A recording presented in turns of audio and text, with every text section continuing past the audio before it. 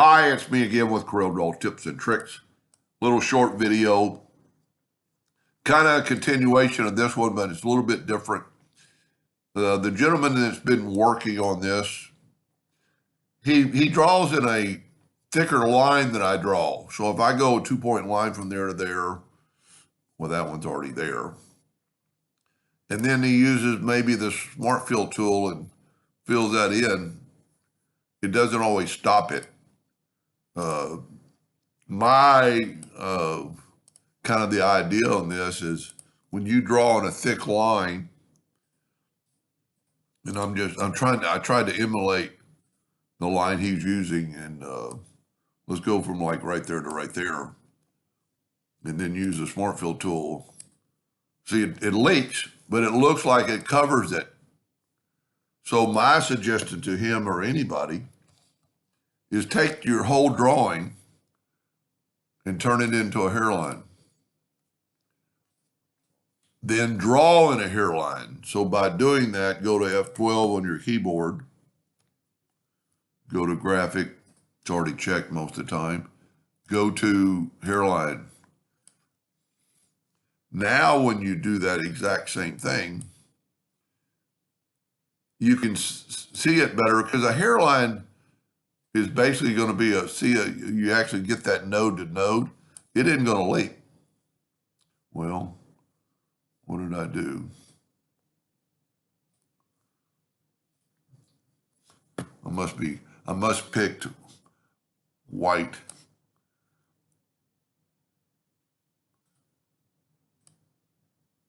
Or I didn't say okay. I do that a lot. So a 2-point line from the node to the node. It doesn't really matter as long as it crosses that and then get the Smart Fill tool and it stops it. And it also gives you a cleaner cut. And then once you take away this line, you're good to go. Now, and you get a better, feel. It's kind of hard to explain. If we take a hairline and let me see if I can figure out what I was thinking about doing. Well, let's do this. This will kind of explain it. So that's a hairline box. I'm going to make this box like 36 points. Okay. Now, when we Smart Fill this, let me get my nudge factor set. Make it like 3 inches. When we take the Smart Fill tool and fill that in and nudge it down, fill that in and nudge it down, the cubes are the same size because the line appears to be a 36 point, but if we looked at it on the wireframe, it's actually the same size as the other one. So it's basically leaking into that line. So if you have it over that line, it's actually leaking into that line, and that's why you sometimes are going to get a leak. But when you draw in hairline, especially with this, he's going to do it on glass. Hairline, it could be bad if you were doing on wood and you had some cuts and you didn't want to cut it. You're not going to do a combination job on glass on a rotary.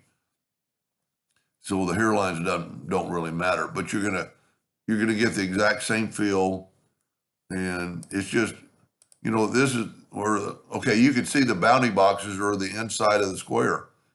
Let's go to object, convert the outline to an object, and then let's left click, right click.